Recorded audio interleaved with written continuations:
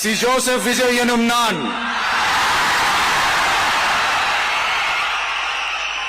தமிழ்நாட்டு அரசின் முதலமைச்சர் என்ற முறையில்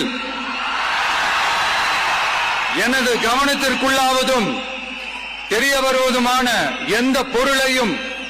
முதலமைச்சரின் கடமைகளை உரியவாறு நிறைவேற்ற தேவையான அளவுக்கன்றி